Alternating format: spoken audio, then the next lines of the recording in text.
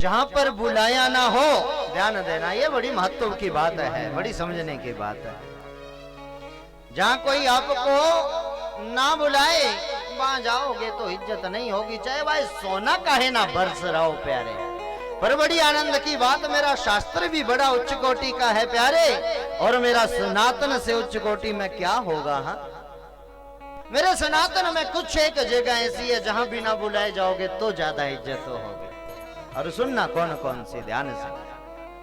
पहला, कहीं कोई विपत्ति में फंसा हो, चाहे दुश्मन ही क्यों ना हो प्यारे, मेरा सनातन सिखाता है,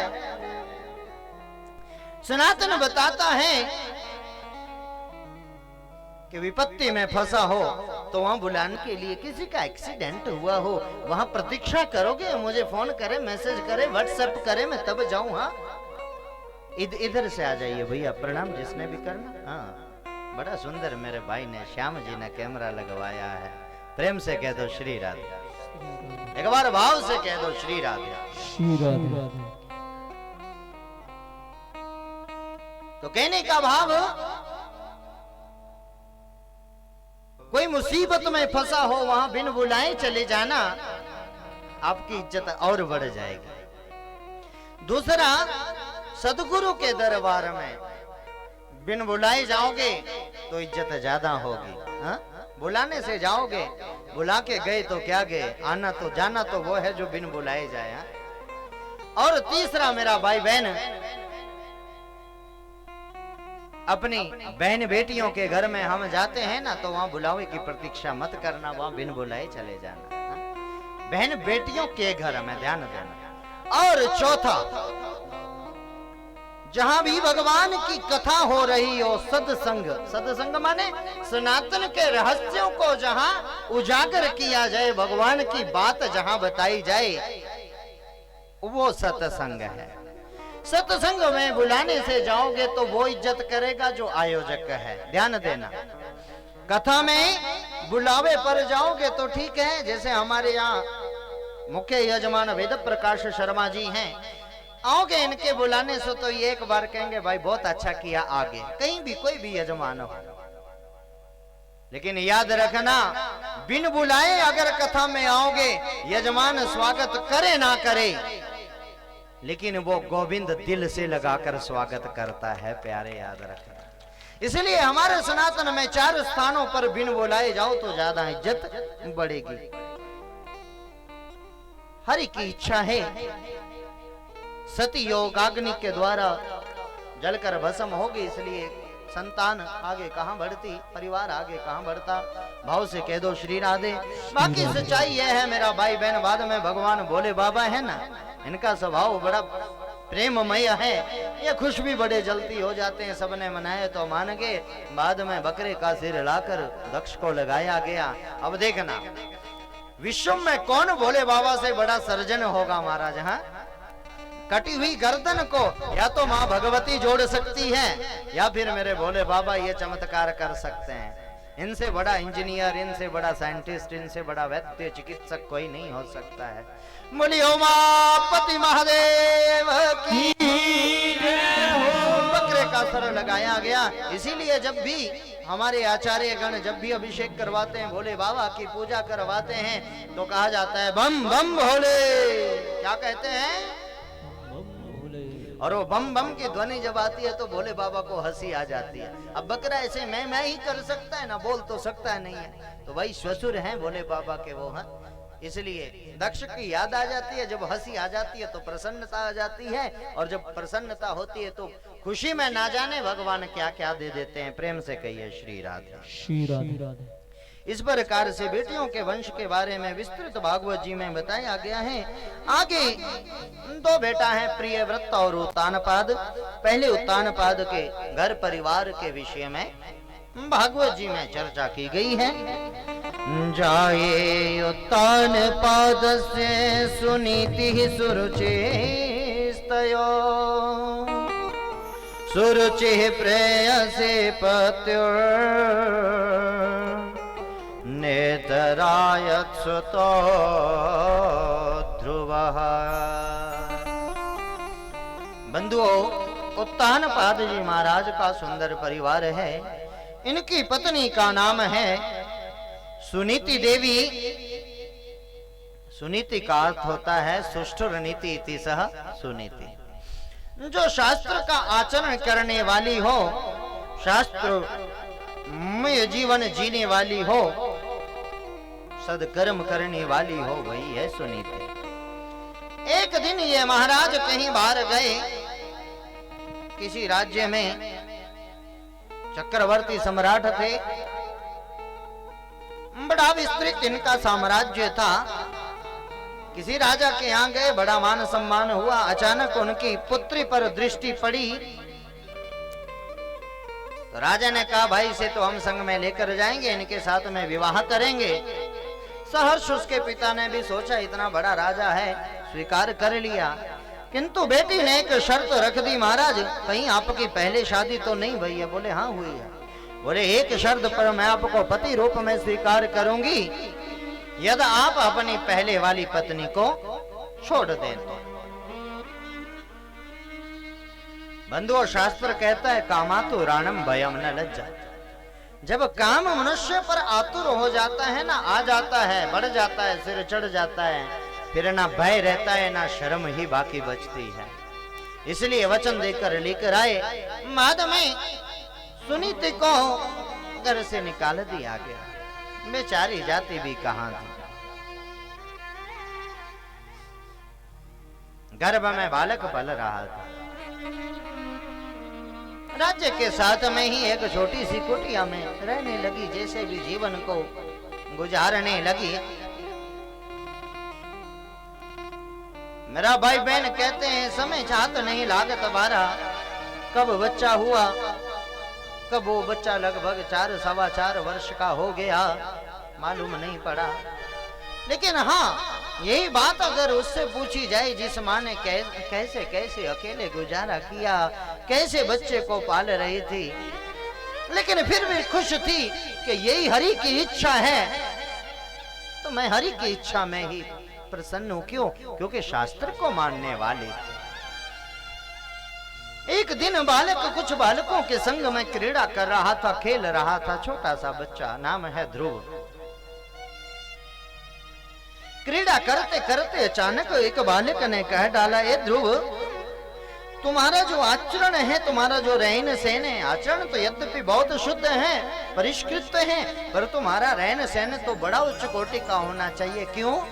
बोले तुम वो जो राजा बैठे हैं ना अपने दरबार के आंगन में, धूप सेक रहे हैं, बैठे हैं, तुम इनके बेटा हो? बोले नहीं नहीं, मैं तो सुनीति का बेटा हूं। तो बालक थोड़ा बड़ा था, उसने कहा, ए भाई बेटा सुनीति का है, कोई बाप भी तो होगा तेरा। आज बच्चा दौड़ा दौड़ा घर आया और आकर माँ से कहने लगा, अरे माँ मुझे यह बता मेरा बाप कौन है। उस माँ के लिए अति कठिन होता है मेरा भाई बहन, जिसके पति ने उसका त्याग कर दिया हो। ध्रुव कैसी बहकी बहकी बातें कर रहे हैं। नहीं माँ बता मेरा बाप कौन है। ध्रुव बात तो बता, क्या बात हुई है बेटा, ऐसा तूने कभी नहीं कहा। तो ध्रुव ने सारी बात कही। मैया आज एक बालक ने मुझे बताया खेलते खेलते कि वो फला राजा उत्तानपाद मेरा बाप है। मैं उसके पास दौड़ा दौड़ा गया। हाँ, एक बार उसने भी मुझे पकड़ने के लिए अपनी दोनों बाजू मुझे सीने से लगाने के लिए बाजू तो आगे बढ़ाया, पर माँ वहाँ एक और माता बैठी हुई थी, उसने मुझे धक्का देकर दूर कर दिया और कहा, ए बालक, अगर इस राजा की गोद में तुझे बैठना है तो उसके लिए पहले तुझे भगवान को प्रसन्न करना होगा। नारायण प्रसन्न होकर तेरे सामने आ जाएं तो उनसे कहना कि मेरे इस देह को यहीं संपन्न करके मुझे पुनर्जन्म प्रदान करो। और जन्म भी कहां से? सुरुचि के गर्भ से, जिस कन्या को लेकर आए थे उत्तानपाद, यानी सौतेली मां।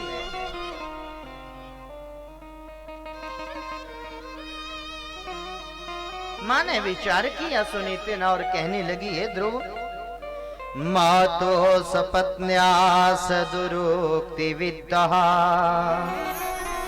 श्वसन रुषादं तो यथा हि हे त्वां निशन्तं पितरं सन्नवाचं जगाम मातुः प्ररुदन् सकाशम्। दौड़कर माँ ने अपने बच्चे को सीने से लगाया और सीने से लगाकर माँ कहने लगी, हे बेटा, क्या बुरा कहा है तेरी माँ ने? कोई गैर नहीं है, वो भी तेरी माँ है, सुतेली ही सही तेरी माँ है। पर ध्यान देना बंधुओं, यहाँ संतों ने बड़ा डांटा है सुरुचि को। सुरुचि माने स्वस्य रुचिः इति सह सुरुचि, जो अपने मन के हिसाब से चलता है। शास्त्र क्या कहता है, गुरुजन क्या कहते हैं, कोई लेना देना नहीं, वो है सुरुचि। और सुरुचि सुनीति जो गुरुजनों के वचनों के हिसाब से चलती है, जो शास्त्र के वचनों का पालन करके चलती है, वो है सुनीति। और याद रखना, आज ये जो सुरुचियां हैं ना, ये सुरुचि और सुनीति हर किसी के भीतर है मेरा भाई बहन। हम आप सबके भीतर हैं। अपने मन से जो काम कर रहे हैं तो वहां समझो वहां फिर सुरुचि का आधिपत्य है, और जहां शास्त्र की आज्ञा को मानकर चल रहे हैं वहां सुनीति का आधिपत्य है। प्रेम से कह दो राधे राधे। माँ ने रोते हुए अपने बच्चे को दौड़कर भागकर सीने से लगाया और कहा, क्या बुरा कहा? तो बोले, बता कहाँ जाकर प्रसन्न करूं उस भगवान को? माँ कहने लगी, हे ध्रुव, हरे व्यापक सर वत्र समाना प्रेम ते प्रगट होहि मैं जाना। हे ध्रुव, हे बालक, ऐसी कौन सी जगह है जहां पर वो श्री हरि गोविंद नहीं है? ऐसा कौन सा घर है, बंगला है, ऐसी कौन सी गुफा बनी है, तो हर जगह विद्यमान है। फिर माँ मैं कहाँ जाऊं? बोले, दूर जंगल में चला जा, वहां तुझे भगवान मिलेगा। ईशावास्यमिदं सर्वं यत्किंची जगत्यां जगत्। शास्त्र कहता है, प्यारे, इस संसार में जहां तक तुम्हारी दृष्टि ही नहीं, जहां तक तुम्हारे मन की सोच जाती हो और जहां से चलती हो, वहां से लेकर वहां तक भगवान किस जगह नहीं विराजमान है? हर जगह बैठा है वो गोविंद, हर जगह विद्यमान है। इसलिए भगवान की कृपा तेरे ऊपर हो बेटा, मेरा ये तुझे आशीर्वाद है।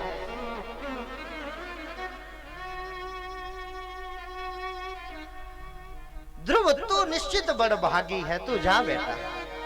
माँ भूख लगेगी वहां कौन खिलाएगा? बोले, यहाँ भी भगवान ही खिला रहे, वहां भी भगवान ही खिलाएगा।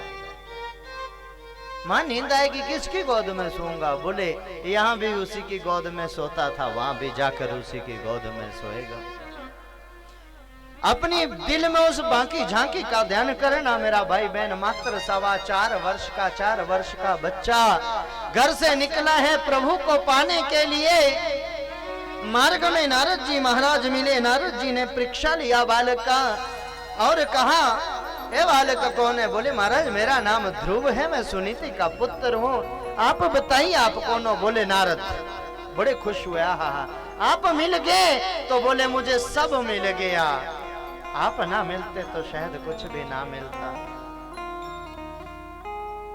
खुश हुए। नारायण ने कहा, बच्चा जंगल में काहे भटक रहा है? बोले, गुरुदेव भगवान को पाना है। बोले, पागल बावरा हो गया है क्या? इस जंगल में भगवान मिलेंगे? बड़े बड़े शेर इस जंगल में निवास करते हैं, वो तुझे खाकर डकार भी नहीं लेंगे। तू घर चला जा। एकदम से 2 फुट पीछे हटे। ध्रुव जी, आप झूठ बोल रहे हो, आप कोई बहरूपिया हो, आप नारद हो ही नहीं सकते हैं। क्यों? अरे मैं सच बोल रहा हूं, मैं नारद हूं। भाव से कहिए, श्री राधे। मैं सच कह रहा हूं, मैं ही नारद हूं। बोले, मेरी मां ने मुझे बताया है नारद जिसे जीवन में एक बार मिल जाए उसे भगवान से मिलने के लिए कोई नहीं रोक सकता है।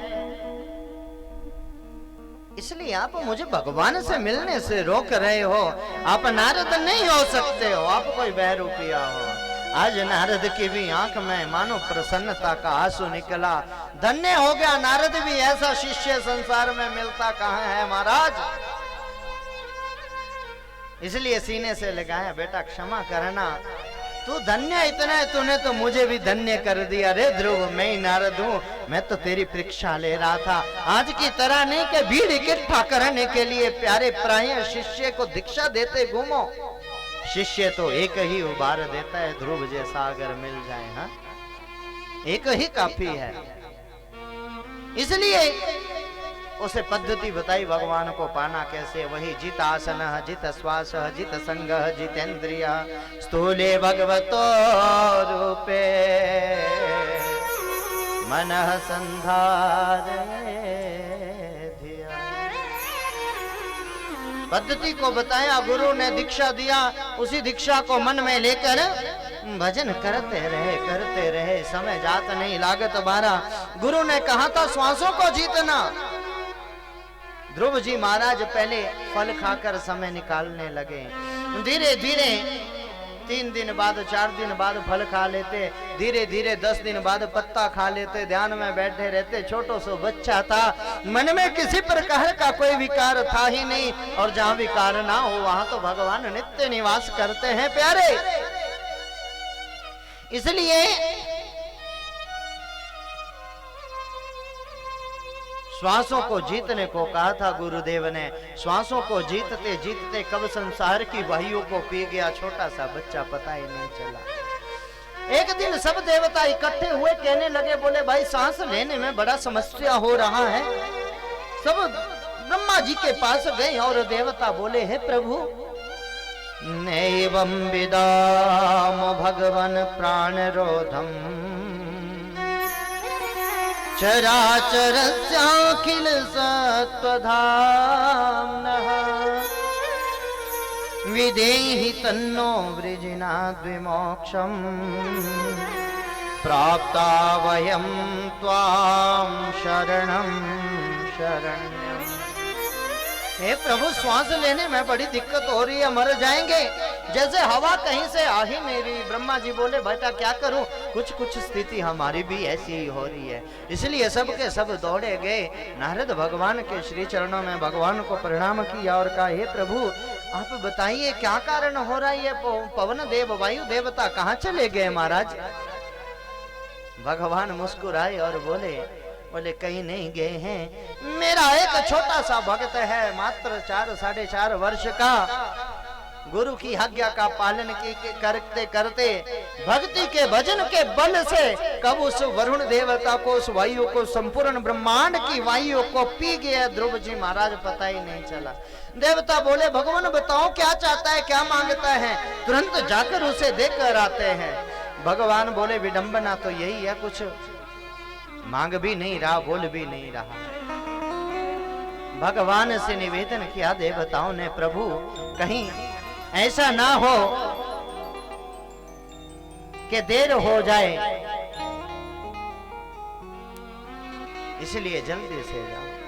भगवान करुणा करके, कृपा करके गए। करुणा के सागर हैं मेरे भगवान। जिस बाकी झांकी चितवन का दीदार कर रहे थे, ध्रुव आंख बंद करके अंतर मन में जिसको बिठाए थे, चिपका कर बिठा रखा था, अचानक से वो जब झांकी हटी तो झटपट से आंख खुली। और जब आंख खोली तो आज आनंद का कोई ठिकाना नहीं रहा मेरा भाई बहन। जिसे बंद आंख से निहार रहे थे, आज खुली आंखों से सामने चतुर्भुज भक्त रूप में भगवान दिख रहे हैं। शंख चक्र गदा पद्म धारण किए हैं मेरे गोविंद महाप्रभु।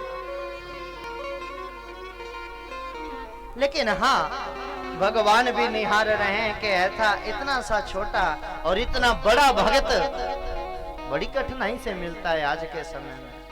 ध्रुव जी निहार रहे हैं, जो मुझे बंद आंख से दिख रहा है वो मेरे सामने खड़ा है। मैं इसकी स्तुति क्या करूं, कुछ बोलना तो आता ही नहीं है। गुरु ने ये बताया था ऐसे ऐसे करना तो वो मिल जाएगा, लेकिन जब मिल जाए तो उसके बाद का रास्ता तो गुरु ने बताया ही नहीं था प्यारे। इसलिए क्या करूं? भगवान ने अपना शंख ध्रुव जी के गाल पर छुआया और जैसे ही महाराज ध्रुव जी के गाल पर शंख छुआ, वेद वेदांत का क्या दिव्य क्या मधुर संभाषण करने लगे ध्रुव जी महाराज। कई बार लोग शंका कर बैठते हैं, क्या शंख के छूने से कोई विद्वान बन जाता है? तो जो संकल्प मात्र से ब्रह्मा जी को वेदांत का ज्ञाता बना सकता है, वेद वेदांत का, तो क्या है वो ध्रुव के गाल पर शंख छुआने से विद्वान नहीं कर सकता? हाँ, मूकं करोति वाचालं पंगुं लंघयते गिरिं यत्कृपातमहं वन्दे परमानंद माधवम्।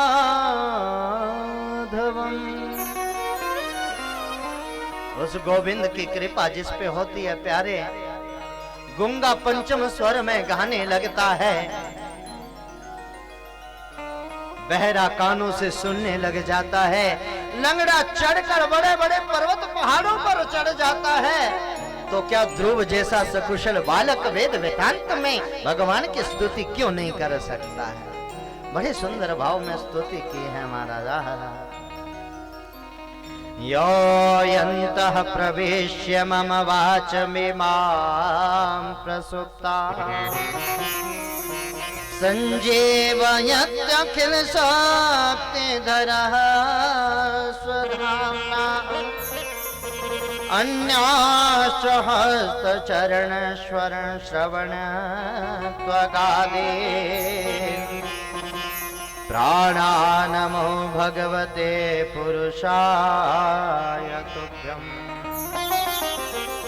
प्राणानमो भगवते पुरुषाय तुभ्यम् प्राणानमो भगवते पुरुषाय तुभ्यम्। हे प्रभु, आप मेरे भीतर बाहर दक्षिण वाम ऊपर नीचे हर और आप ही आप हो। आप ही वो हो जो मुझे बंद आंखों से मेरे मन में बैठकर मुझे आनंद का प्रदान कर रहे थे, आनंद प्रदान करवा रहे थे। आप कितने करुणावान हो। आपको बुलाने के लिए बड़े बड़े महात्मा संतात्मा विमलात्मा जन्म जन्मांतर तक बैठे रहते हैं, आप तब किसी को नहीं मिलते। आपकी कितनी करुणा है। मुझ ध्रुव पर मात्र 2-4-6 महीना में प्रसन्न होकर आ गया। प्रभु आपकी कृपा। बड़ी सुंदर स्तुति की। मेरी सोई हुई वाणी को प्रभु आपने जगा दिया। बारंबार आपको प्रणाम करता हूँ प्रभु। भगवान ने कहा, बेटा बड़ा प्रसन्न हूँ तुझ पर, वरदान मांग, क्या चाहता है? भगवान से कहे, प्रभु आप जिसे मिल गए उसे कुछ और मांगने की जरूरत कहाँ रहती है? भगवान ने कहा, नहीं बेटा मांगना तो पड़ेगा, बहुत प्रसन्न हूँ।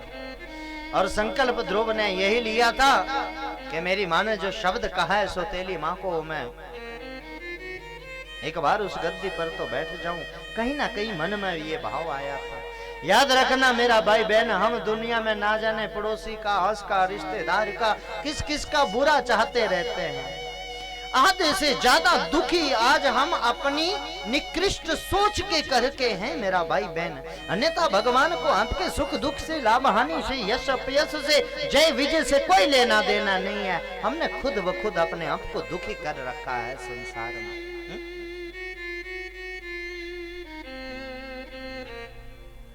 सुरुचि के मन में यही था, मेरे पास संतान क्यों नहीं है अब तक।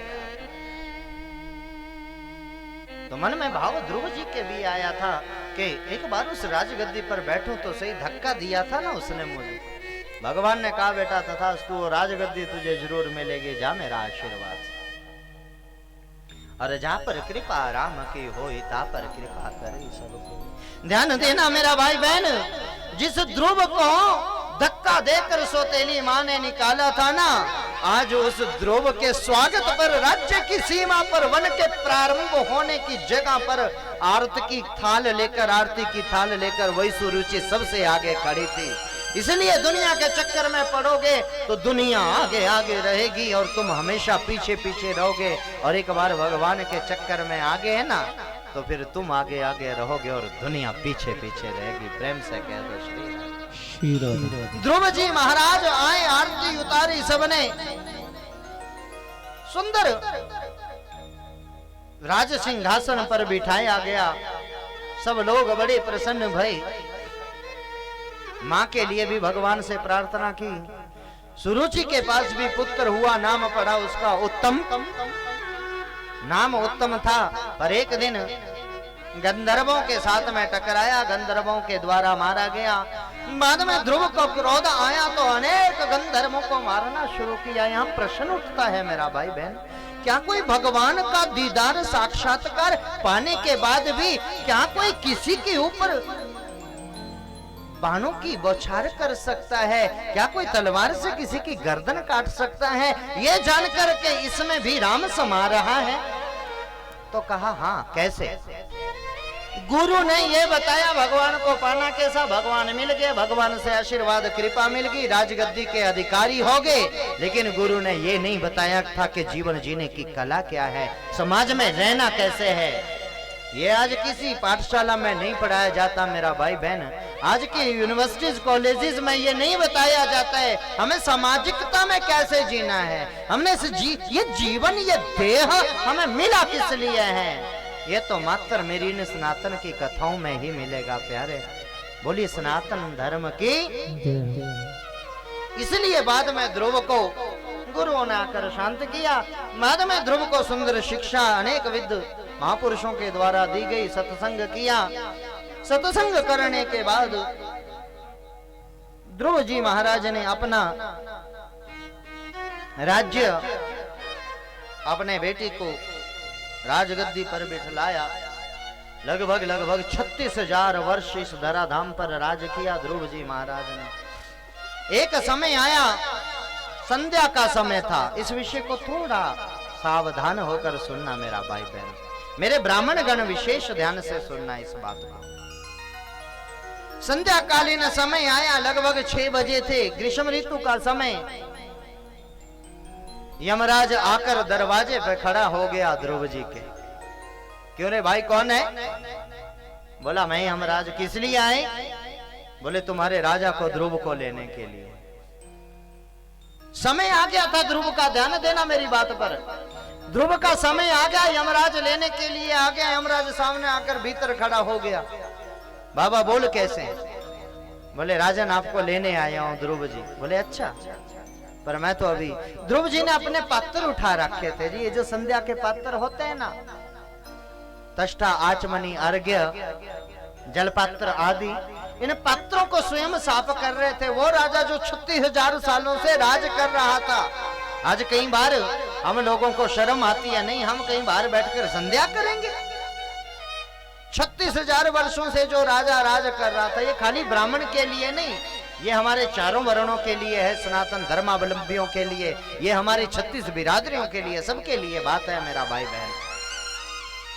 आज हमें शर्म आने लगा है संध्या करते हुए, भगवान की आरती करते हुए, इसीलिए दुख भोग रहे हैं। ध्रुव जी ने बोला, ए महाराज यमराज जी, एक काम करो, संध्या करे बगैर तो जाने वाला नहीं, चाहे जो मर्जी जोर लगा ले। चुपचाप बैठना पड़ा था यमराज को भी, मौत को भी। मौत एक ऐसी चीज है, किसी का इंतजार नहीं करती, खींच कर ले जाती है। लेकिन जो भगवान की भक्ति करते हैं, वहां मौत को भी बैठकर इंतजार करना पड़ता है। हम ऐसे हठीले प्रेमी हैं जो जिद पे कभी आ जाएं तो खुद मौत को भी लेने के लिए दरवाजे पे रहना पड़ता है। खुद मौत को दरवाजे पे बैठकर ही प्रतीक्षा करना पड़ता है। 3 घंटा पूरा संध्या वंदन किया ध्रुव जी महाराज ने। बाद में कहा, अच्छा यमराज जी अब ले चलो, संध्या होगी, अब कोई चिंता नहीं। ध्यान देना, भगवान का भजन जिस दिन आपने कर लिया उस दिन सोच लेना आज मेरा दिन डेफिनेट अच्छा कटेगा, और जिस दिन भगवान का भजन नहीं किया उस दिन पहले सोच लेना खुशी की कामना मत करना। प्रेम से कह दो श्री राधे। यही है सनातन का सार प्यार। छोड़ कर संसार जब तू जाएगा, कोई न साथे तेरा साथ निभाएगा।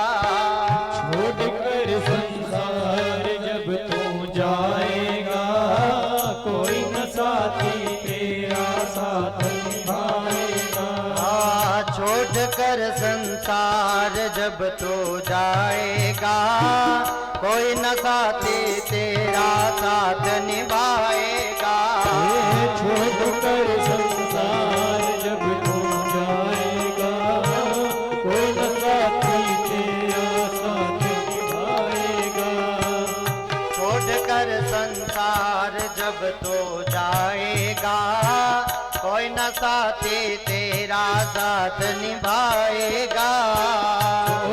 भाव से गाइए मस्ती में खूब। जाएगा, कोई न साथी तेरा साथ निभाएगा। छोड़ कर संसार जब तू जाएगा, कोई न साथी तेरा साथ निभाएगा। छोड़ कर संसार जब तू जाएगा, कोई न साथी तेरा साथ निभाएगा। प्रेम से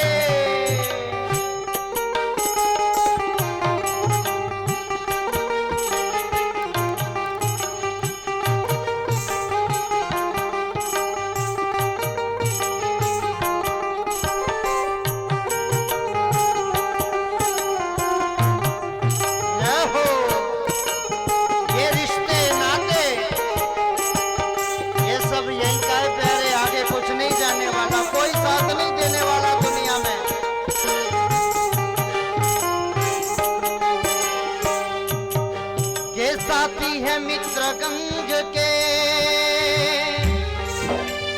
जल बिंदु पान तक, अर्धांगनी बढ़ेगे केवल मकान तक। परिवार के सब लोग चलेंगे श्मशान तक, और बेटा भी हक निभाएगा तो अग्निदान तक। ये जो साथी सहोदर है ना, ये कोई साथ में जाने वाला नहीं है। ये जब तक खाने पीने के लिए मिल रहा है तब तक आपके है मेरा भाई बहन। जब खिलाना पिलाना आपने बंद कर दिया फिर तू कौन मैं कौन, कोई किसी को नहीं पूछता। जिस पत्नी के लिए क्या क्या नहीं करते, या जो पत्नी पति के लिए क्या कुछ नहीं करती, जब वो जाता है तो पत्नी की मर्यादा होती है, दहलीज के बाहर नहीं जाती है, दहरी तक ही जाती है। यद्यपि आज तो कलयुग है, आज तो शमशान घाट में भी चली जाती है, हाँ? पर ये तो कलयुग है, क्या बोले। शास्त्र की मर्यादा जो रिश्तेदार हैं वो लेकर जाते हैं, शमशान भूमि में छोड़ आते हैं। जिस बेटा को गोद में दुलराया होता है, हाथ पकड़ के चलाया होता है, आज वही बेटा कोई दूसरा दुख दे वो दुख नहीं लगता, पर अपना ही जब दुख दे वो ज्यादा महसूस होता है। अपने ही जलाने आते हैं महाराज, गैर की औकात नहीं कि तुझे जलाकर तुझे कोई जला दे। हाँ, इसलिए कर प्रभु का भजन किया ना, सत्संग किया ना दो घड़िया। प्रभु का भजन किया ना, सत्संग किया ना दो घड़िया। यमदूत लगा कर तुझको ले जाएगा हथकड़िया। यमदूत लगा कर तुझको ले जाएगा हथकड़िया। गर प्रभु का भजन किया ना, सत्संग किया ना दो घड़िया। प्रभु का भजन किया ना, सत्संग किया ना दो घड़िया। यमदूत लगा कर तुझको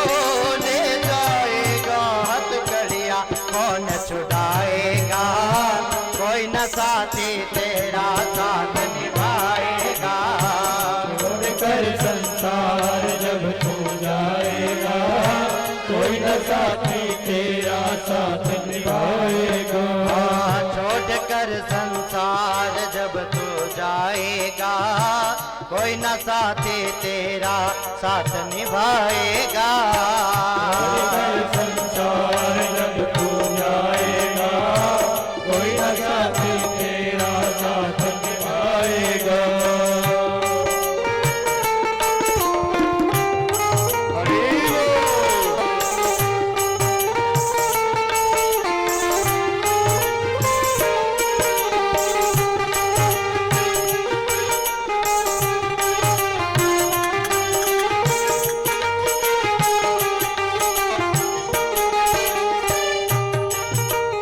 पेट भरण की खातिर जो पाप कमाता निस दिन, इस पेट भरण की खातिर जो पाप कमाता निस दिन।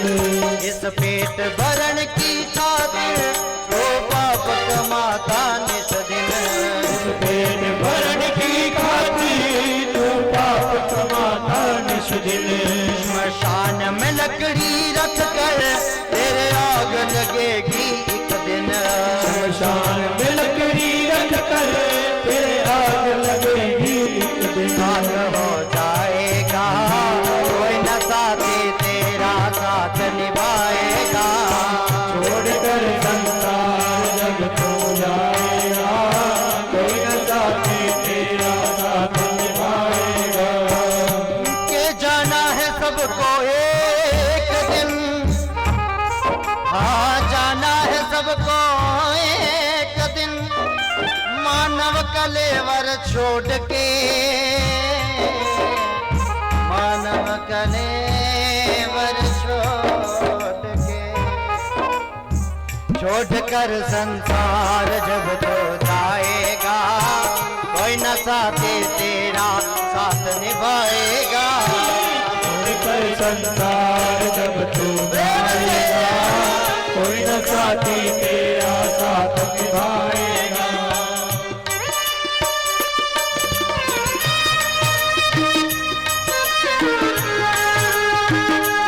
हरि बोल।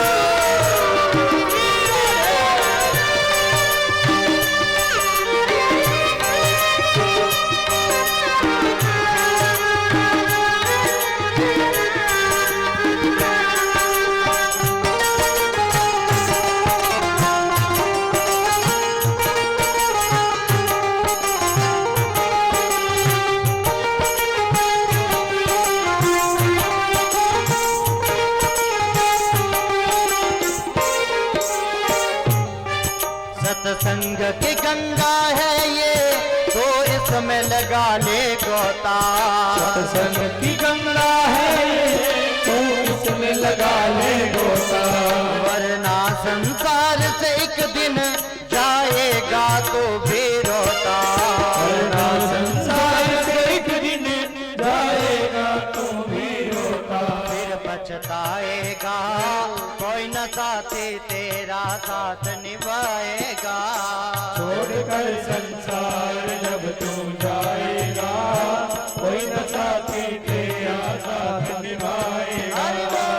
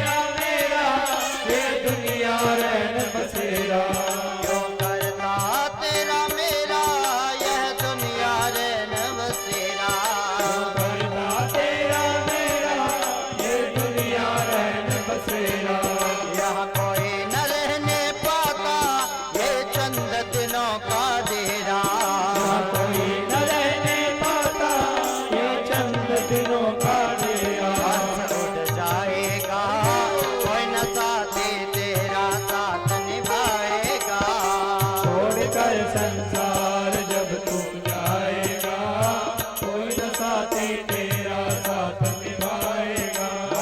कोई न साथी तेरा साथ निभाएगा, कोई न साथी तेरा साथ निभाएगा। कोई न साथी तेरा साथ निभाएगा। बोलिए गोविंद भगवान की।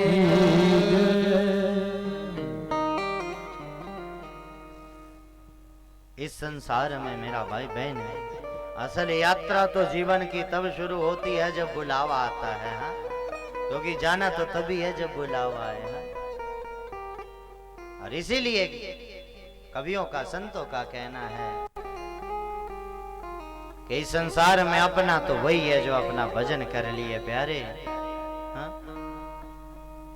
इस संसार में तो जैसे कैसे जी लोगे, पर जब ये शरीर नहीं रहेगा फिर कैसे जियोगे। उससे आगे एक ही साथी है, इससे तो आगे भजन ही है साथे, हरि के भजन बिना अकेला रहेगा। चिंता सताती है, मैं नहीं रहूंगा क्या होगा, 10 दिन के लिए कथा में बाहर चला जाऊंगा क्या होगा, वहां जाऊंगा क्या होगा, वहां नहीं जाऊंगा क्या होगा, कुछ नहीं होगा। जब तू नहीं था तब भी सब चल रहा था सुव्यवस्थित, जब तू है भी तब भी चल ही रहा है, और जब तू ना भी रहेगा तब भी चलता रहेगा। एक और से आ रहे हैं, एक और से जा रहे हैं, यही तो सृष्टि का नियम है। दादा जैसे ही रिटायर हुआ वैसे ही पोते का आगमन हो जाता है।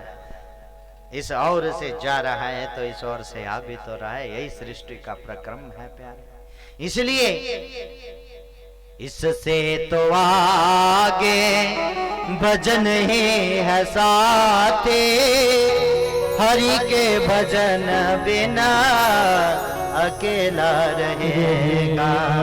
कायम जगत का झमेला रहेगा, हरि के भजन बिना अकेला रहेगा। इसलिए ये कथा सुननी अनिवार्य है, ये कथा करवानी जिंदगी में बहुत जरूरी है।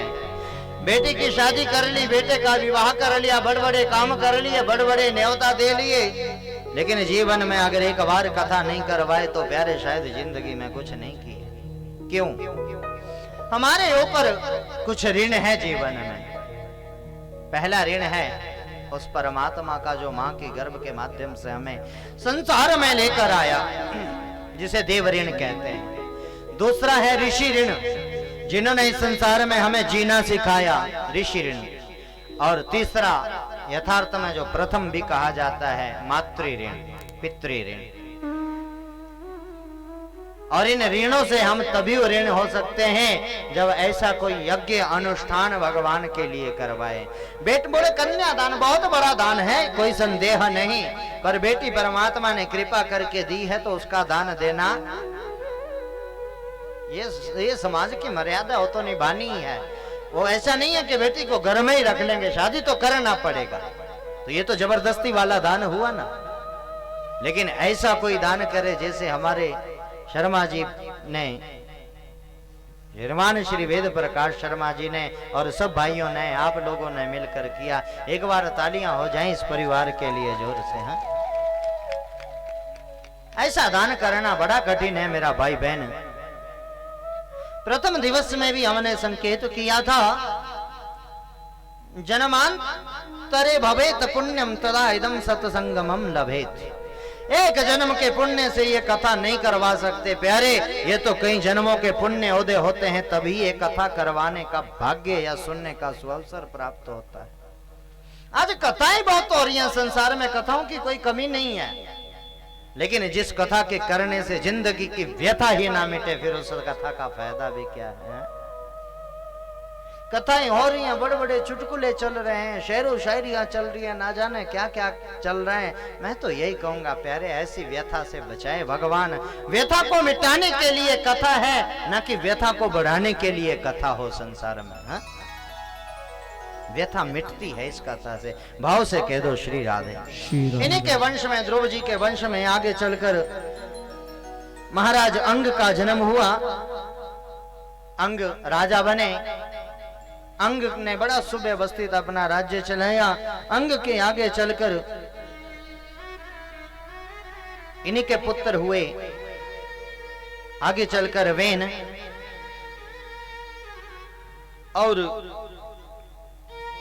वेन एकदम नास्तिक। देखो हमारे यहाँ शायद लोकल में कहावत भी है, बोले गाय की गाय भी हो जाती है और कई बार कु गाय की गाय भी हो जाती है। पहाड़ी कहावत है शायद। हाँ। दादा इतना विद्वान जिसने भगवान को पा लिया और पोते पड़पोते इतने नास्तिक हो गए एकदम से। बहन जैसे ही राजा बना सारे यज्ञ अनुष्ठान पूजा पाठ बंद करवा दिया। बोले मैं राजा हूं, मैं ही भगवान हूं, मुझे ही पूजो। आज कई लोग ऐसा करवाते हैं ना संसार में। याद रखना, जो खुद को पूजवा रहा है वो तुम्हारा कल्याण नहीं कर सकता है। जो भगवान को पूजवा रहा है उस पे आंख बंद करके भरोसा कर लेना। एक दो है कबीर दास जी का, बड़े अच्छे दास हुए हैं प्रभु के कबीर जी महाराज। उनका दोहा है, गुरु गुंगे गुरु बावरे गुरु के रहियो दास, और गुरु जो भेजे नरक को तो स्वर्ग की करियो आस। गुरु कैसा भी हो उस पे विश्वास करो, बड़ी अच्छी बात। साथ में उन्होंने एक बात और भी कही है, बोले महाराज एक और गुरु खड़ा है, एक और गोविंद खड़ा है। गुरु गोविंद दो खड़े काके लागू पाए। मैं किसके पैर छूं, मेरे सामने गोविंद भी है गुरु भी है। आज के जो गुरु घंटाल है ना, सीधा मैं कहूं अपनी व्यासपीठ से प्रत्यक्ष, तो लोग अपने को पुजवाने के चक्कर में ज्यादा रहते हैं और भगवान से कोई लेना देना दूर दूर तक नहीं होता। अब सब सामाजिक हैं, जानते हैं, देखते रहते हैं समाज में क्या क्या चल रहा है। इस दोहे का जितना दुरुपयोग इस पंक्ति का किया जा रहा है, गुरु गोविंद दो खड़े काको लागू पाए। बोले गोविंद भी खड़ा है, गुरु भी किसके पैर छूं। इसका अर्थ खाली ये नहीं है कि पहले गुरु के पैर छूं, अच्छी बात है गुरु के पैर छुओ, लेकिन गुरु में ही नहीं रमे रहो। गुरु के पैर छूने से तुझे गोविंद मिल गया तो गुरु तो बहुत पीछे का विषय रह गया प्यारे। जब गोविंद मिल गया उससे बड़ा गुरु कौन होगा संसार में, बताओ। असल में गुरु तो गोविंद है जो पग पग पर हमें चला रहा है, और कभी आकर उसने ये नहीं बोला कि मैं तुम्हें चला रहा हूं। वो कोई भी हो, आपका राम हो, कृष्ण हो, माँ जगदम्बा हो, हनुमान जी हो, या जिसे भी अपना आप इष्ट मानते हो, ठीक है, गुरु का सम्मान करना प्यारे। गुरु भगवान की कृपा का पात्र हो सकता है, मेरा मानना है गुरु भगवान कदापि नहीं हो सकता है, झूठ है ये बात। भगवान की कृपा का पात्र हो सकता है, भगवान को मिलाने में साक्षात्कार करवा सकता है, इतनी कृपा गुरु पे होती है। पर खुद को ही पुजवाओ, अरे गुरु का भी तो कोई बाप है ऊपर, और बाप बाप ही होता है। हाँ? इसलिए जो कहे मुझे पूजो, भगवान को छोड़ दो, उससे पहले ही 2 कदम की दूरी बना लेना प्यारे, अगर जीवन में खुशी चाहिए। और जो कहे नहीं बाबा मेरा कुछ नहीं है, सब उस हरि का है, उसको कभी छोड़ना मत, तो निश्चित तुम्हें तब तक नहीं छोड़ने वाला जब तक गोविंद को तुमसे मिला ना दे, जब तक तुम्हारा उद्धार ना कर दे। भाव से कह दो श्री राधे श्री राधे। ब्राह्मणों ने जाकर समझाया बतलाया कि बहन, देवाधीनम जगत सर्वम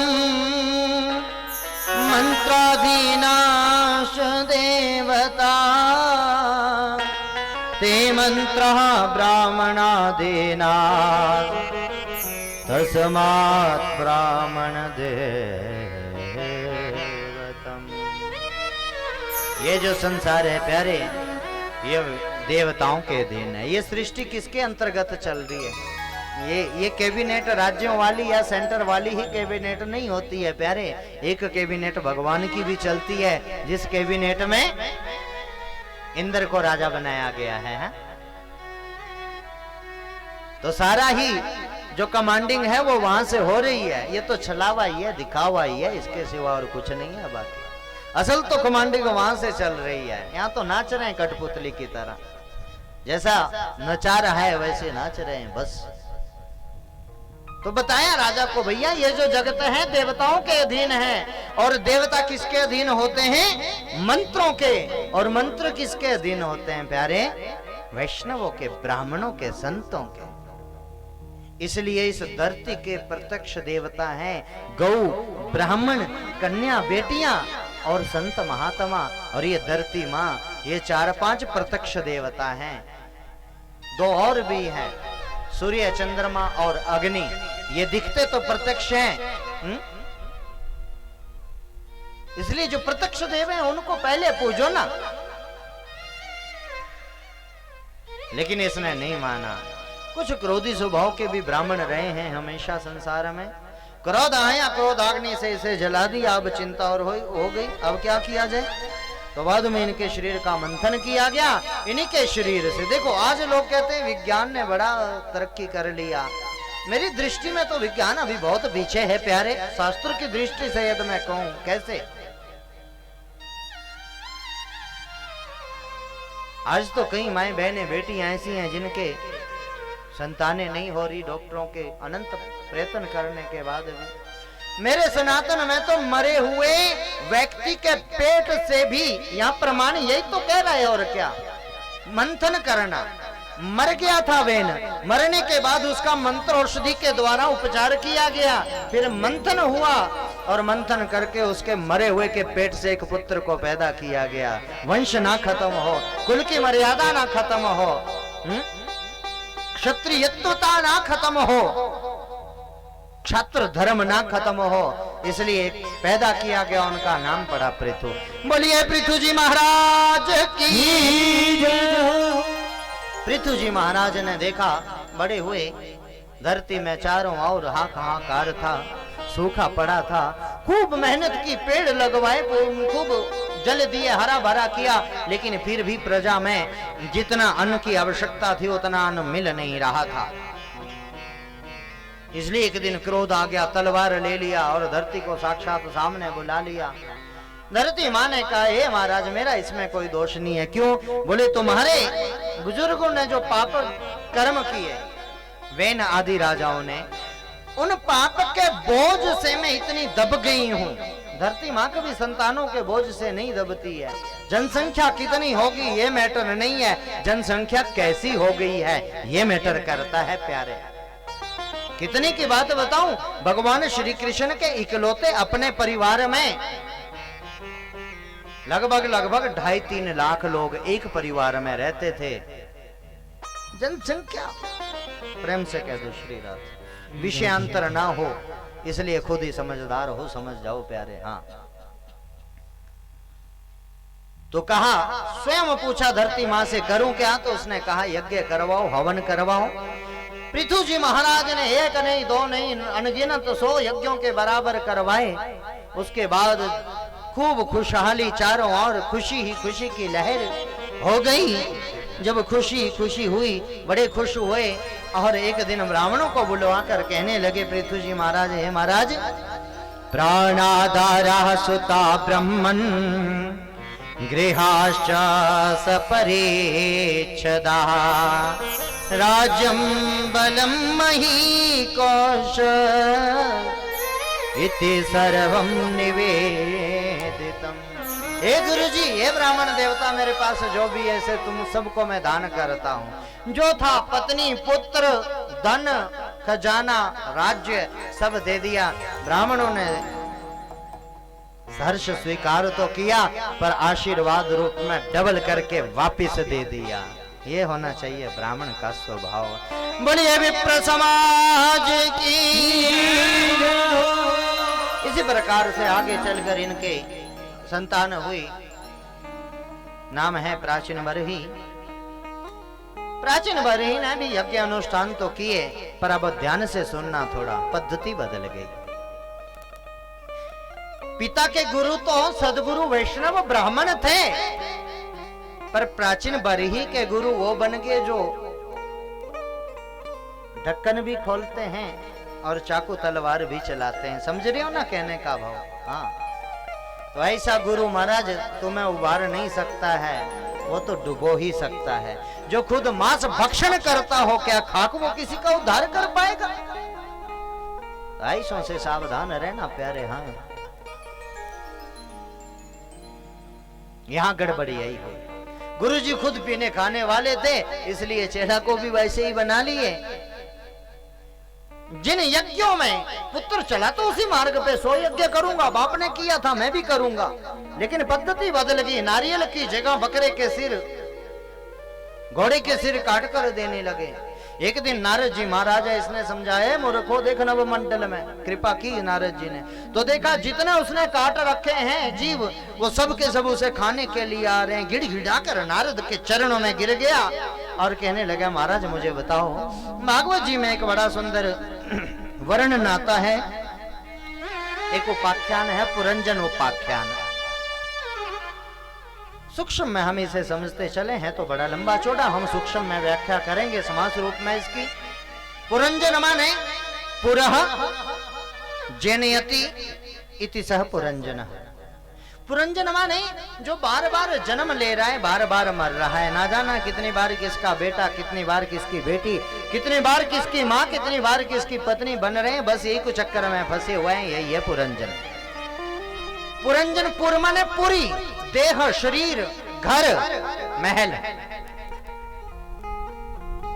महल जितने मर्जी बना लो, लेकिन इस महल से सुंदर बोलो किसी का महल हो सकता है। घर बनाते हैं उसमें हम खिड़कियां लगाते हैं, काले काले शीशे लगाते हैं, मालिक ने भी घर बना रखा है। वो शीशे कांच के टूट जाते हैं, वैलिडिटी उनकी बहुत कम है जो आज लगा रहे हैं, लेकिन मालिक ने 2 शीशे लगा रखे हैं, हाँ काले हैं, बाहर सब दिखता है, भीतर कुछ नहीं दिखता है, और हैं अल्टीमेट प्यारे। हाँ दुकान लगा रखे हैं, नासिका लगा रखी है, दांत लगा रखे हैं, सबका सब कुछ ओरिजिनल।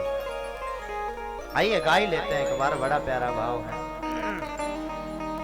काया कुटिया निराली जमाने भर से, काया कुटिया निराली जमाने भर से, काया कुटिया निराली जमाने भर से, काया कुटिया निराली जमाने भर से। देखो आज हम घर बनाते हैं, उसमें 2, 4, 6 दरवाजे लगाते हैं। ये आप प्रचार प्रसार हुआ 2, 4, 6 का है। मालिक ने तो अनादि काल से ही 10 दरवाजे लगाकर भेजे हैं प्यारे इस देह में। प्रश्न किया किसी ने 10 कहा, शास्त्र तो कहता है नवद्वारम पुरम देही, इस शरीर में 9 छिद्र है, 9 दरवाजे हैं, तो 10वां कौन सा? बोले वो तो सिर्फ ज्ञानियों का, वो महात्माओं का ही खुलता है, हर किसी का नहीं। 10वां द्वार ये बंद पड़ा है, इसे खोलना है प्यारे, इसलिए 10 दरवाजों वाले जमाने भर से, 10 दरवाजों वाली जमाने भर से, काया कुटिया निराली निराली जमाने भर से, काया कुटिया निराली जमाने भर जय हो।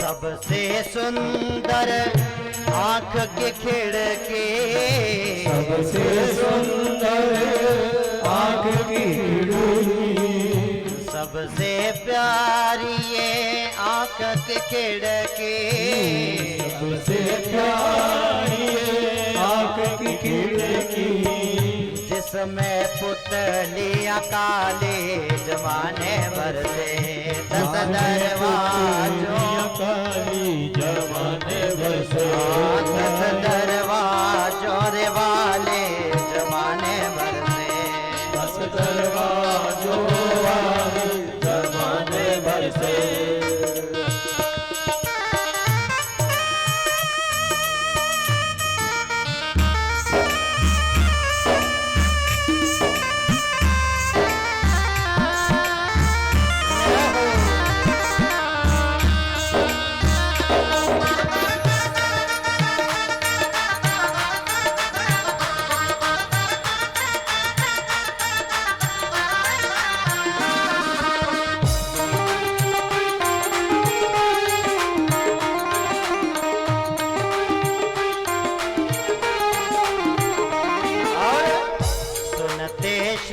श्रवण नासिका सोंगे, सुनते श्रवण नासिका सोंगे, सुनते श्रवण नासिका सोंगे, सुनते श्रवण नासिका सोंगे, वाणी करे रे बोला चाले जमाने भर से, वाणी करे बोला चाली जमाने भर से, दस दरवाजों वाले जमाने भर से, दस दरवाजों वाली जमाने भर से।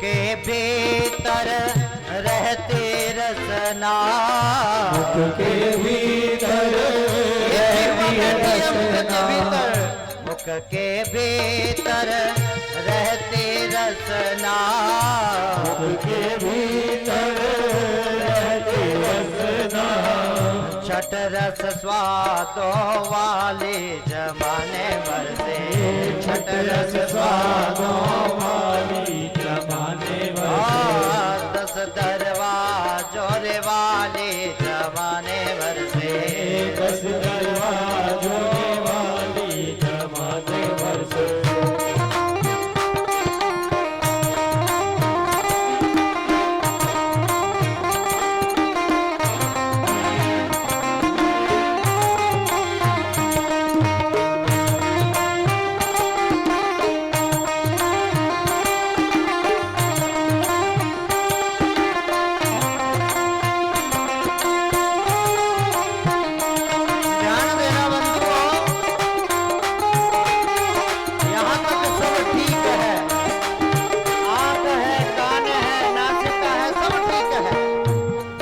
बनाई सृष्टि में हर एक चीज ठीक है, गलत कुछ नहीं है, तो गड़बड़ कहाँ हुआ?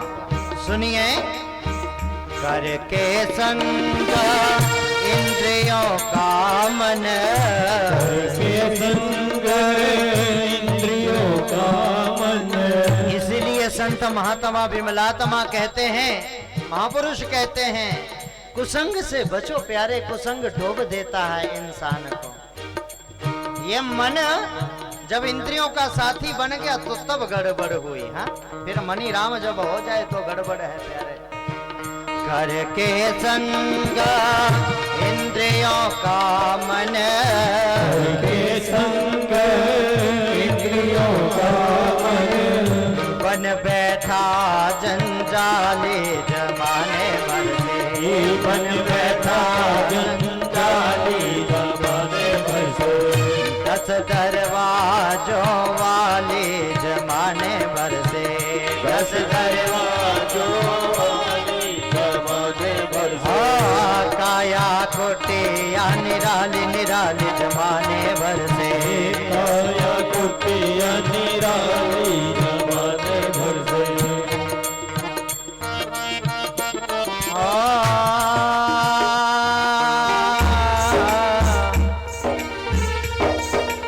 चमड़े के कमरे को तो क्या सजाए, ये जो कमरा है चमड़े से ही तो बना है प्यारे, हैं? ये चमड़े के कमरे को तो क्या संभाले, जिस दिन तुझे घर का मालिक निकाले, इसका किराया भी भरना पड़ेगा। कहीं किराए के घर में रहते तो हर महीने देना पड़ता है ना। सोचो ये घर हमें देने वाला और है कौन? भगवान परमात्मा, जिसने ये घर बनाया।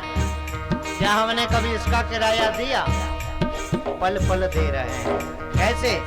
श्वास के रूप में। ये जो श्वास आ रही है ना, ये इस काया कुटिया का, इस कुटिया का, इस घर का किराया चुका रही है।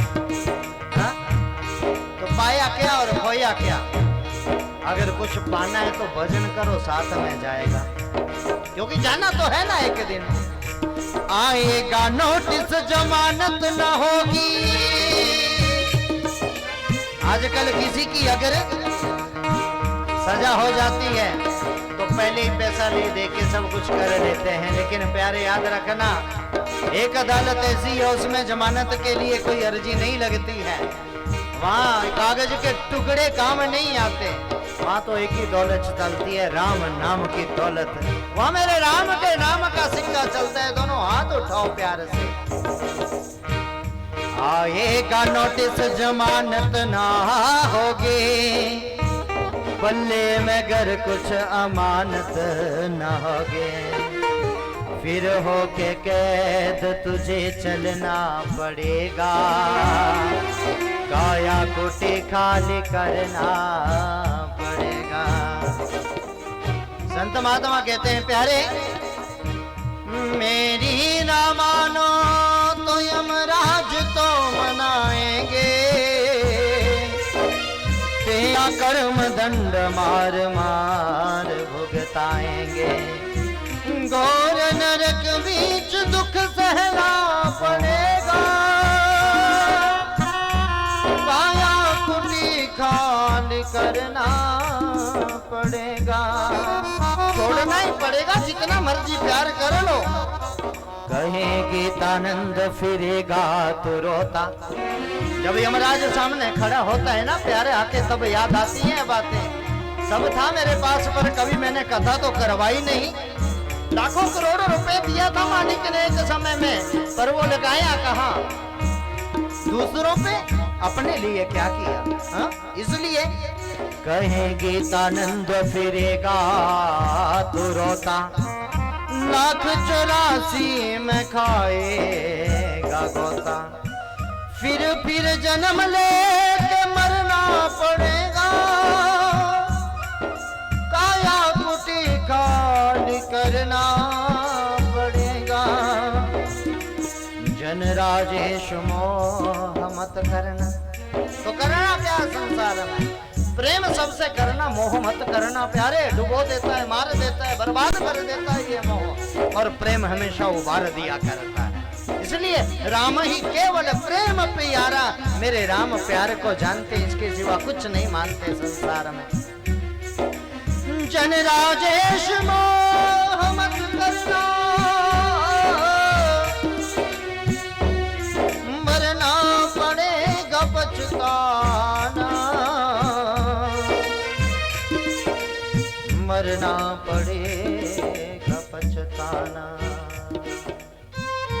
10 दरवाजों रे वाली जमाने भर से, काया कोटिया निराले निराले जमाने भर से, ये बड़ा जो निराला शरीर दिया है, इसका सदुपयोग करो मेरा भाई। ये जो देह है, जितना हो सके सदुपयोग करो। भाव से कहिए श्री राधे बोलिए गोविंद भगवान की जय हो। बड़े भाग मानुष तन पावा, सुर दुर्लभ सब ग्रंथनि गावा, साधन धाम मोक्ष करी द्वारा, पाई न जेहि पर लोक संवारा।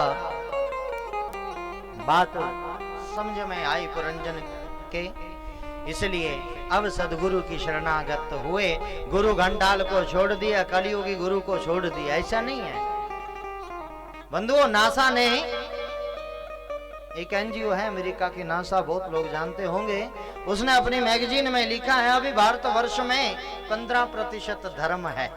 इसका मतलब गुरु है तभी तो धर्म है, क्योंकि धर्म टिका ही गौ ब्राह्मण कन्या और संत, इन चारों के ऊपर धर्म टिका हुआ है। इन चारों के शरणागत तो धर्म है महाराज।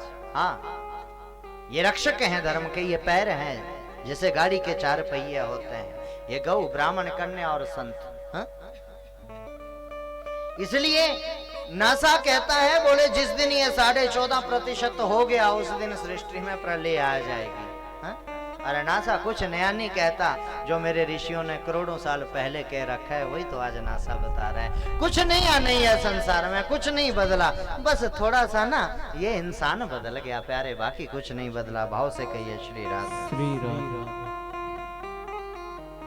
माया के ओ पुजारी आगे की कुछ खबर है। कई लोग कहते हैं आज जो है उसमें जी लो, कल किसने देखा। हाँ, पर ये तो सत्य है ना, आज है तो कल आएगा ही आएगा, ये निश्चितता है प्यारे। इसलिए माया के ओ पुजारी, माया के ओ पुजारी आगे की कुछ खबर है। इस घर से और बढ़कर एक दूसरा भी तो घर है। इस घर के सिवा दूसरा भी घर है, लेकिन हाँ ये 5 फुट 7 फुट का है, दूसरा सिर्फ 2.5 इंच अंगुष्ठ मात्र मिलता है, और उसमें फिर करनी के सारे फल भोगने पड़ते हैं। प्रेम से कहो श्री राधे। इसलिए इच्छा अपनी है, ईश्वर अंश जीव अविनाशी, चेतन अमल सहज सुख राशि। जीवन में हम अमल करें, प्रेम से कह दो श्री राधे। बहुत बड़ी बात शास्त्र कहता है प्यारे, संतुष्टिया येन केन वा। जीवन में संतोष का होना बहुत जरूरी है। संतोष आ गया तो सब कुछ आ गया। पंचम स्कंद में प्रवेश किया। प्रियव्रत जी महाराज के विषय में बताया गया है। प्रियव्रत उत्तानपाद के भाई, प्रियम व्रतम इति सह प्रियव्रतम, जिसने सुंदर व्रत ले लिया, इसने भी व्रत लिया। लेकिन व्रत क्या लिया? एक दिन अचानक प्रियव्रत जी के मन में विचार आया, ये दिन कितना अच्छा होता है। दिन के समय में लोग अपना अपना कर्म करते हैं, जो जिसका काम काज है सब करते हैं, लेकिन ये रात के समय में बेला समय बर्बाद करते हैं। पापी, चोर, उचक्के, दुष्कर्मी जितने भी हैं, रात्रि में सारे बुरे कर्म होते हैं। इसलिए मन में विचार आया, ना रात होने दूंगा और ना ही बुरे कर्म को होने दूंगा। हाँ, ना रात होगी ना ही बुरा कर्म होगा। पर करूं क्या, सूर्य तो 12 घंटे बाद अस्त हो जाता है। हा? अपनी परिक्रमा में रत हो जाता है, तो क्या करें? इन्होंने महाराज रथेन ज्योतिर्मयेन रजनीमपि दिनम करिष्यामि। एक रथ बनाया, बड़ा विशाल रथ, उस पर एक नहीं 7 सूर्य विराजमान करवाए। हाँ, इतनी बड़ी लाइटें। कुछ लोग कहते हैं बल्ब का आविष्कार फला ने किया, लाइट का आविष्कार फला ने किया। हमारे प्रियव्रत जी महाराज ने लगभग 5000 वर्ष पूर्व, लगभग 5120 या 21 वर्ष पूर्व 7 सूर्यों के बराबर 7 बल्लभ तैयार कर दिए थे। उनको लेकर घूमने लगे। अब सृष्टि में बड़ा विचित्र कार्य दिखा। लोग परेशान, 12 घंटे हुए, 24 हुए, 36 हुए, 48 हुए। देवता परेशान हो गए, मेरी सृष्टि में कौन इतनी गड़बड़ कर रहा है। ब्रह्मा जी के पास गए। ब्रह्मा जी ने देखा अपना ही बच्चा है, जाकर समझाया, ये बेटा क्या कर रहे हो? बोले महाराज सबके सब लोग बुरे काम करते थे, रात्रि में चोर उचक्के चोरी जारी, ये रात्रि में ज्यादा चलता है, इसलिए अब रात्रि नहीं होगी तो ना बुरा रहेगा तो बुराई कहाँ रहेगी। हाँ, भगवान ने कहा बेटा ये बड़े ध्यान से सुनने की बात है प्यारे, ध्यान देना। भगवान जी ने कहा भैया जरूरी नहीं कि कुकर्मी कुकर्म ही रात्रि में करते हैं। आमंत्रम अक्षरम नास्ति नास्ति मूलमनौषधम अयोग्यः पुरुषो नास्ति नास्ति मूलमनौषधम अयोग्यः पुरुषो नास्ति योजकः तत्र दुर्लभः। हर चीज का देखो भाई, अमृत की अपनी महत्वता है तो विष का भी अपना महत्व है। कहीं विष ज्यादा हो जाए तो उसको विष को खत्म करने के लिए विष का ही तो प्रयोग किया जाता है। इसलिए हर परमात्मा की बनाई हर एक चीज अच्छी है, कुछ बुरा नहीं है। बुरा तो अपना नजरिया हो सकता है, बुरी अपनी सोच हो सकती है।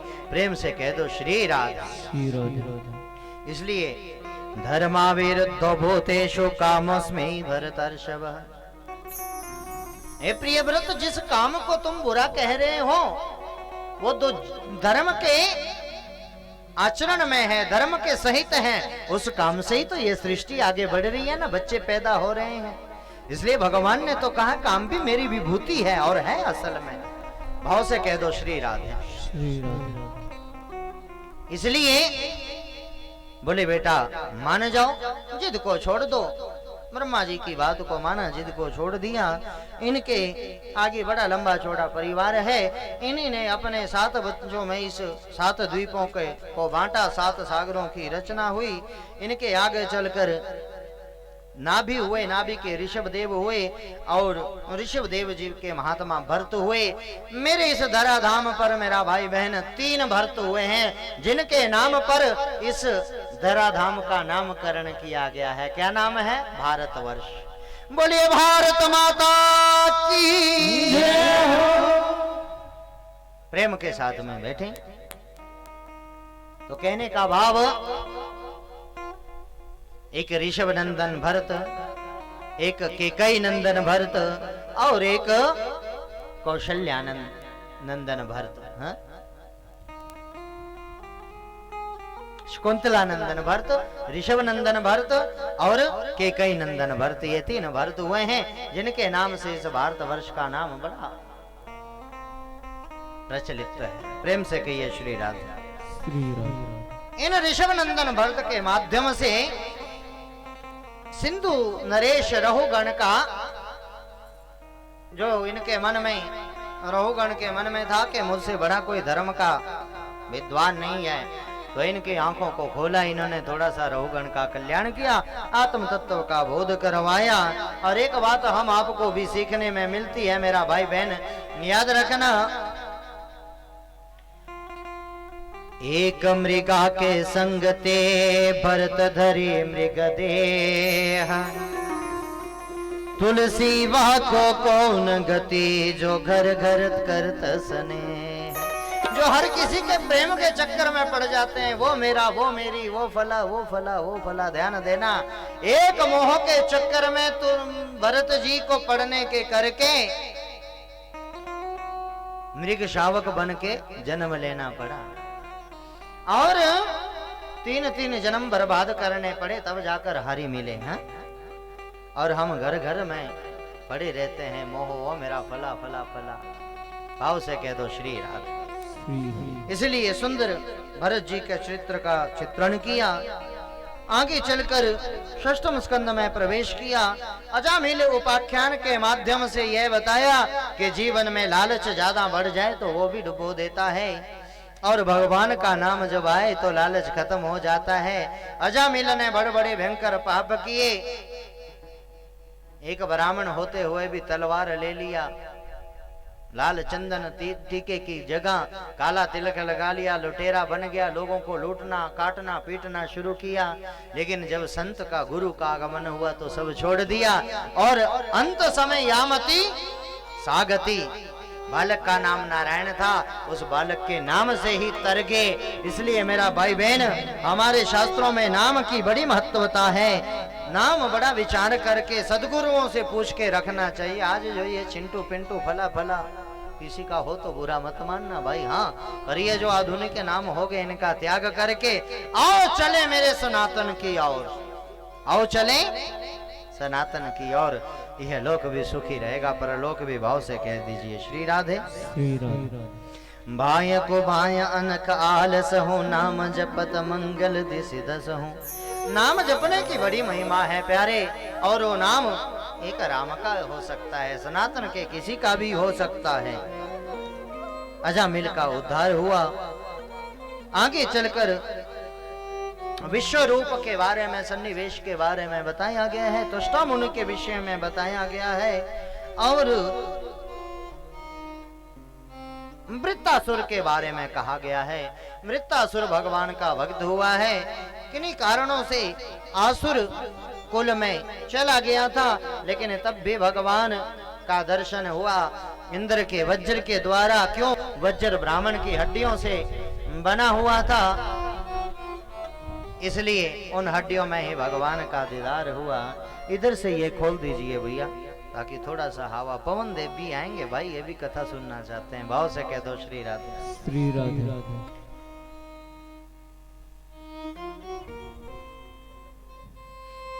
एक बार प्रेम से कह दो श्री राधे।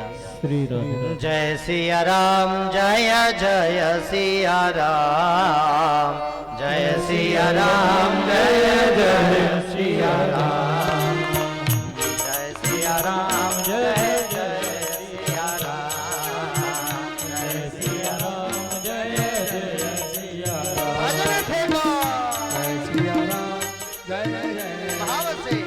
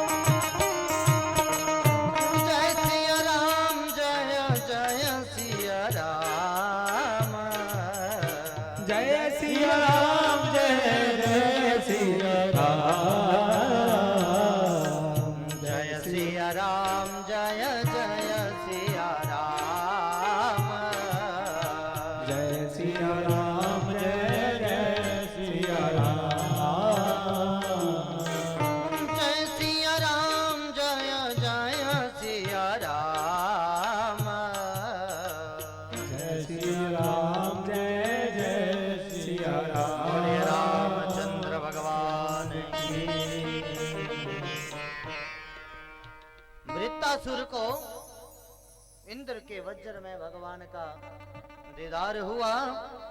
बाद में इंद्र के द्वारा वृत्तासुर का हरि कृपा से उद्धार हुआ। भाव से कहिए श्री राधे।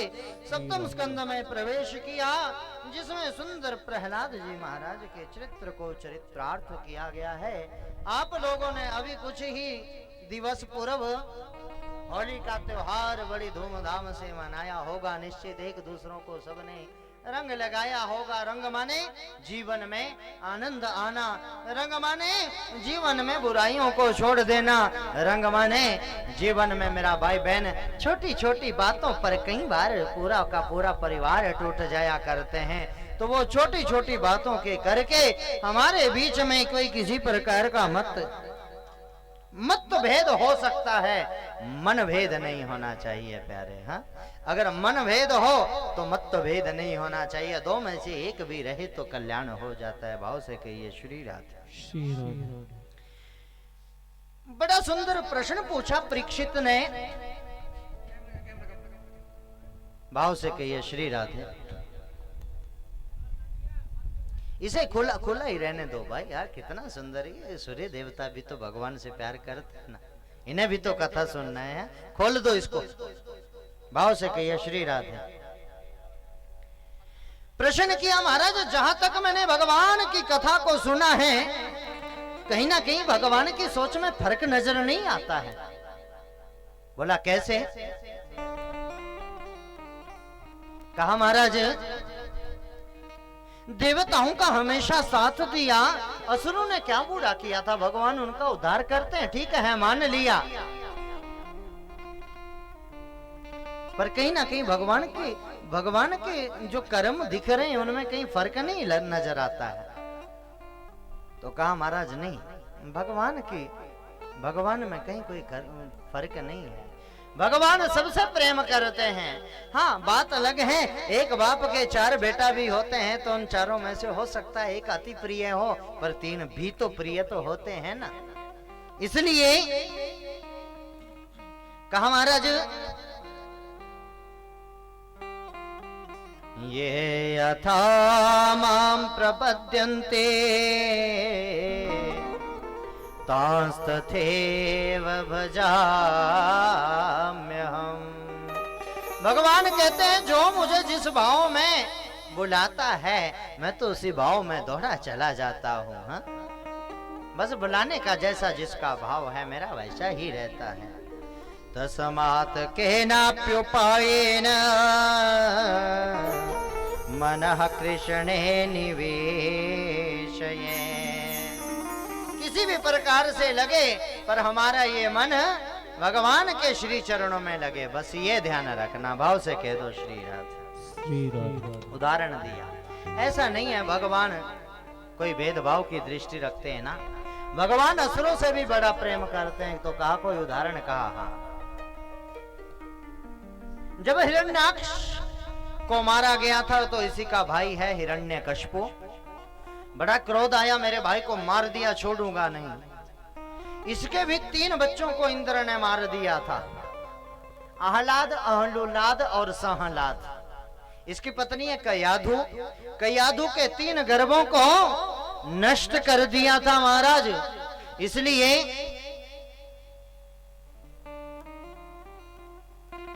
मन में इसके क्रोध आया, छोड़ूंगा नहीं इंद्र को। तप करने के लिए चला गया। जब तप करने के लिए गया तो उस समय में प्यारो कयाधु के गर्भ में एक बालक पल रहा था। इंद्र जब उसे मारने के लिए आया तो नर जी ने उस बालक की रक्षा की और कहा कि ये इंद्र, ये तेरा शत्रु नहीं, यही बालक तेरा परम मित्र बनेगा, इसलिए इसे मार मत। कयाधु कहने लगी महाराज ये ना मारे तो मैं स्वयं मार दूंगी। क्यों? बोले मेरा पति घर में नहीं है और लोग क्या कहेंगे। नारद ने कहा देवी मेरा आशीर्वाद है, जब तक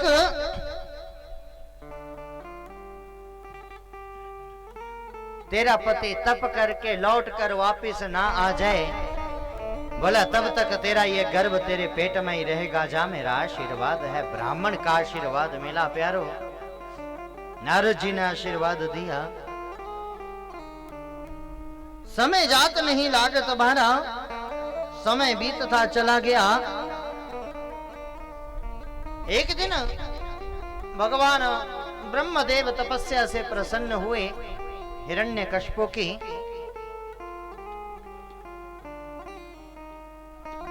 प्रसन्न होकर कहा बेटा बोल क्या वरदान मांगता है। तो हिरण्यकशिपु कहने लगा महाराज 100 साल से तप कर रहा हूं, आज से नहीं, इसलिए